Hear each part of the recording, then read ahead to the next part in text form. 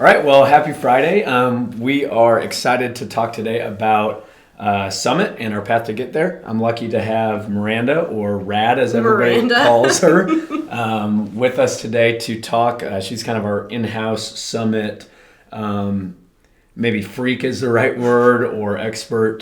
Cheer stalker. Cheer stalker. We have her with us today, and she's going to help kind of explain just the process of how bids are handed out and once we're at an event, what it takes to get there. So I'm just going to start by explaining to everybody kind of the differences between Summit and D2 Summit before you dive into the who, what, when, where, and why. There are two different kinds of Summit. There's basically D1 and D2 programs at this point. It's set by USASF. And D1 programs just mean that you have more than 125 athletes in your gym or have more than one location. So D2 falls anything under 125 athletes, and that includes your prep and your elite athletes. That's where Tribe currently falls. So we're going to kind of refer to D2 Summit as Summit today, just to save us a couple words, if that's cool with you. Yes. And just kind of talk about our path to get there. So all of this information that we're going to talk about is right on Varsity's website. I know that's where you go often, Rad, and that's where I go to see this when we have questions or when we're looking at, where our teams are falling while we're at an event. So I'm just going to quickly show you on the Varsity website where you can access this information as parents or as athletes, so and so our followers know. And then we'll dive right in. Cool? Sounds good, yeah. All right, so once you're on Varsity's website, which is just varsity.com, if you go to competitions, competitions, end of season events, you'll just click on the D2 Summit. I have the page open already. So it brings us to this page that basically houses all the information regarding Summit down in Florida. Where we're looking at most of the information today is going to be under event bid distribution and championship bid declarations. So I'm going to go ahead and turn it over to Rad, just kind of starting by who gets to go to Summit, or who can earn a bid to the Summit. Yeah, so junior teams and senior teams. So no youth, no mini. Correct. And that used to be a thing, right? Where younger teams used to get to go. Why do you think that is? They made that change even. The youth can go to the regional summit now. They have created a little bit different competitions for different ages, just kind of like how Worlds is for the level 6 and up. So just a little bit more opportunities for kids. Okay, cool. Different opportunities too, right? Going different places versus maybe Disney for 12 every year years of your true life. So, okay, cool. What about can you kind of just explain, I guess, what the event is? Because it's definitely different than a lot of our events. Yeah, so it's an invitation-only event. You do have to get a bid to go there, and that's why we go to certain competitions to try to earn those bids.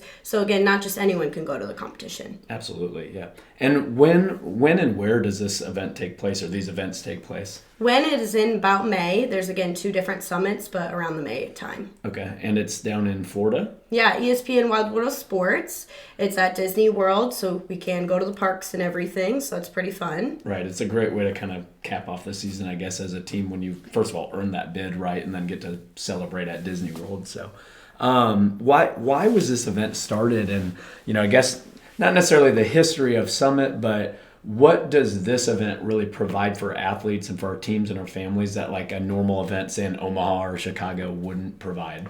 Yeah, this is like the Super Bowl for cheerleaders. As there's Worlds, the kids that can't attend there, that's awesome to be able to go to the Summit and be able to finish out the season, like you said, at Disney World and have some fun and go compete at the best competition. Yeah, absolutely.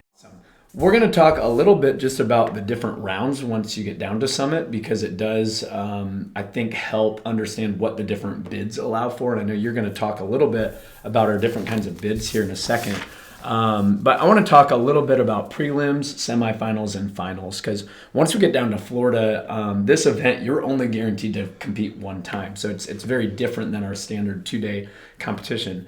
Prelims typically take place on Friday of the weekend. So prelims are for wild card teams, which I know you're going to hit on in a second. Semifinals is that first round on Saturday for the at-large bids and any of the paid bids. The general consensus is it's very hard to move on from a wild card round, right? Yes. You might have 40 teams in your division, and the top 3 or the top 5 move on. So, I mean, you crazy. really have to be at the top of your game at that point to make it to the next level. Now, if you do make it on from wild card, you do go straight to finals, which is kind of nice. So you skip to that final round.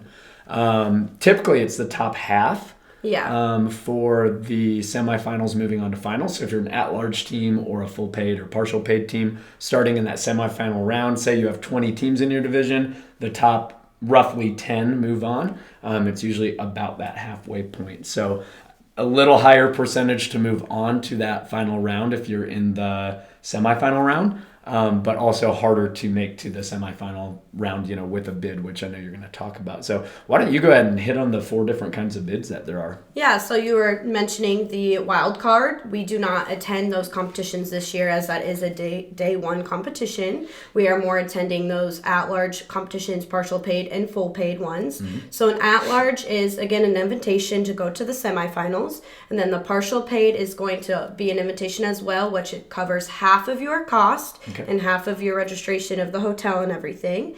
And then the full paid actually covers your full registration fee and then the full hotel fee if you're staying on Disney property. Right.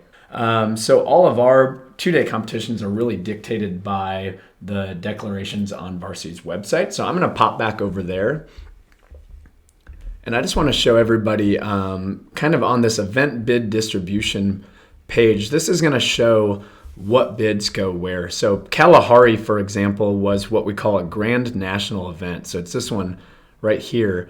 And it had 3 full paid bids and 5 at-large bids to the D2 Summit. So in our example we're going to use today, we're going to use a grand national event. It's also what Schaumburg is for Queens and Seniors coming up.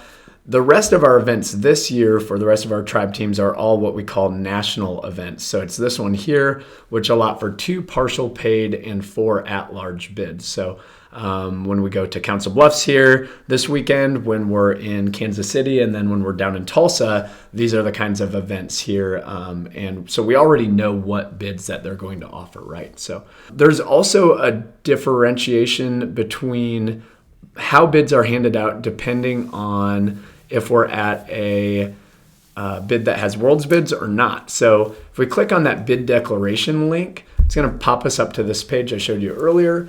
For the sake of our example, we are pretending we're at a world's bid event. So we're going to follow this part right here. At a world's bid event, the levels will be divided as level 1, level 2, level 3, level 4, level 4.2, and level 5 and 6 are bundled together.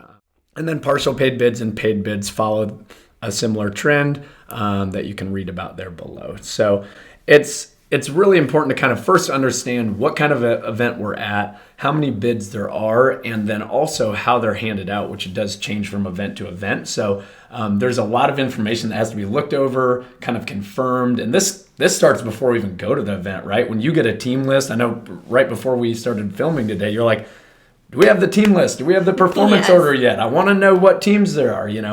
Rad is the queen of taking a list and looking up every single team. And I'll let you kind of explain before we dive into our example. Yeah. What do you do when you get that team list? When I send you a team list and go like, here it is, go. What do you do? What's your process? So the first thing I do is I go to Cheer Theory. Someone already made a list of who has gotten those bids. Okay. So that really helps me. So then I get out a pen and paper and I literally write down the list, and then I start to kind of like cross off the teams that already have the bids, and then I cross off the teams that are not bid eligible. So then that way I can kind of see like how many level 1 teams need to get that bid, how many level 2 and all the levels need to get those bids, just to see kind of how much, what we got to do and who we got to beat and all that. I'll pull up the example on the screen, and I'm just going to have you kind of explain to them the teams that we have kind of crossed out right away, like you said you do in your pregame process. Mm-hmm. And then we will hit on kind of how we have them in order by score, and then go down from there as far as who's going to actually get the bids at our event.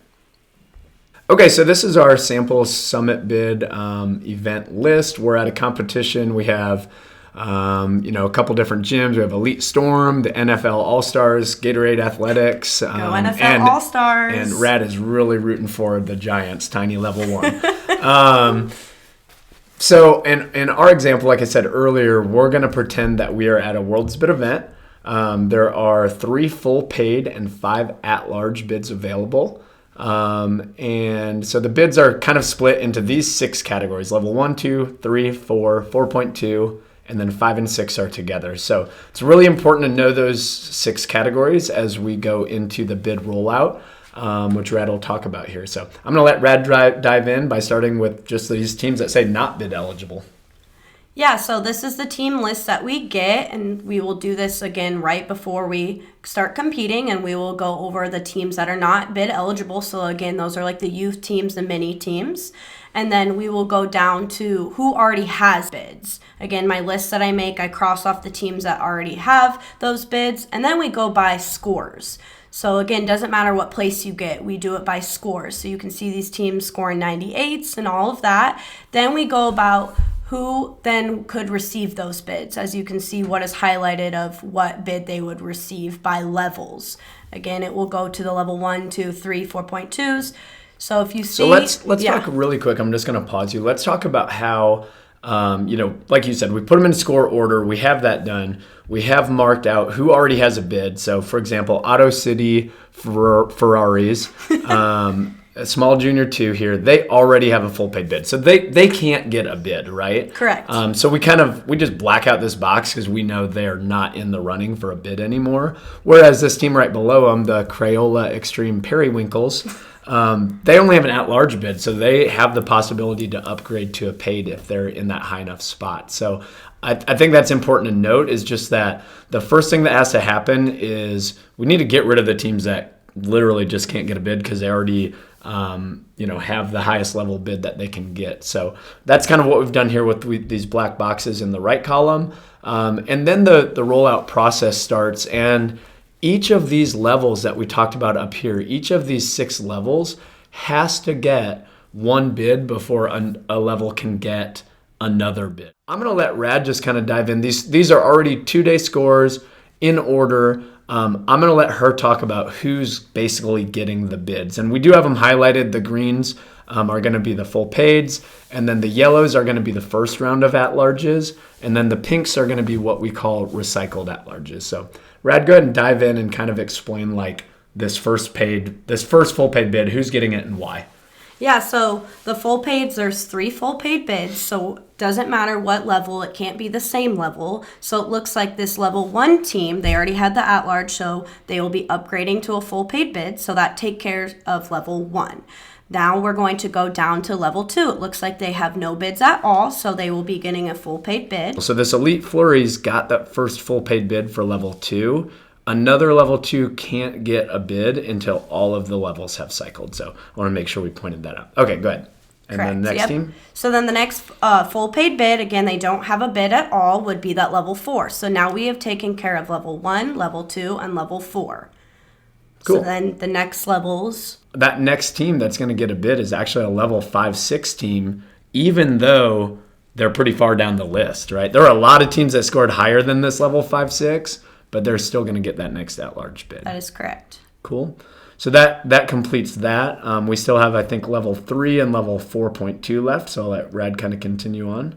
Yeah, so again, we have to continue the levels. We've covered all the other levels, so like Dan said, we just have to cover level 3 and level 4.2. Again, doesn't matter what place they get, what score they get, because of the bids and how they are handed out, this is the levels that they will get. So the Crayola Extreme team will get the at-large for level 3, and then the 4.2 would get that at-large as well.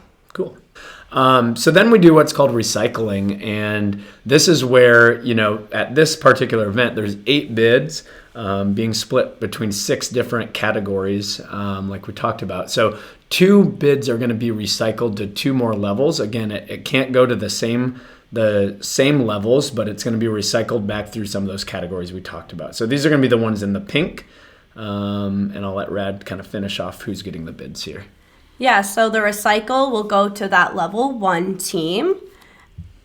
And then the last recycled bid would go to a level 4 team. So then that would take care of all of the bids then. I think it'd be great for you to maybe just hit on, that being said, like how does the bid reveal process work? We don't get these bids when we're at the event. So, we joked earlier, if you see us on our computers on like Saturday night at a competition, this is typically what we're doing. We're kind of doing the math, seeing where we fall, how far are we, how close are we, how likely is it. It helps us develop game plans as coaches, I think, on how we're going to attack that next day. So tell us about the reveal process on Mondays and how that works. Yeah, so like you said, they're on Mondays and they're on Varsity TV, which is free access that we have. We usually put it on a TV so the kids can come in, whether we have practice or not. We invite the families to come in to watch it. And like you said earlier, it doesn't feel real until your name is popped up on that screen. Now, and we always have a pretty good feel for if we're going to have one, right? Yes. I mean, I don't think we've ever brought in a team and been wrong yet. Knock on wood. But, there's always that likelihood, too, that maybe a score got adjusted that we didn't know about or something like that. But, so it's a lot of fun to bring those teams in and show. So I'm just going to skip off of us for a minute. And I know you've been seeing some of our previous reveals in the background here.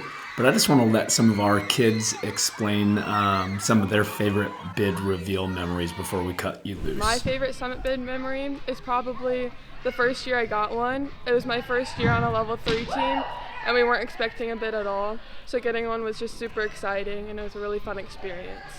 Last year was my favorite Summit bid reveal because it was so unexpected and it was just really well deserved. My favorite memory about getting a Summit bid reveal was probably all of us jumping up and we were all crying and laughing and hugging. It was just really happy. My favorite time getting a Summit bid was last year on Tribe 5 when we got it in January because we really felt like a team and we hung out at the pool and just really bonded together for that comp. My favorite memory of getting a Summit bid was during Tribe 3 because we didn't know we were going to get it and we worked really hard and we deserved it. J2 because we all worked so hard for it and we really deserved it. Okay, well, I just want to say a big thank you, Rad, for your time and expertise. Rad really puts in a ton of time before competitions. I know this weekend in particular, she's in Dallas with her high school team, so good luck to you guys in Northwest. And, thank you for the time that you put in. I know our coaches all go to Rad and go, how many level 3 teams are there? How many level 2s are there? What's our level 1 process? What's the 5s look like? We're always asking and communicating, which is a lot of fun for our staff. But to our families, thank you for tuning in. Let's get loud. Let's get crazy this weekend. We are trying to get some bid reveals on Monday. So we're at Council Bluffs this weekend. We want all your love, all your energy, and we will see you at the event. Peace.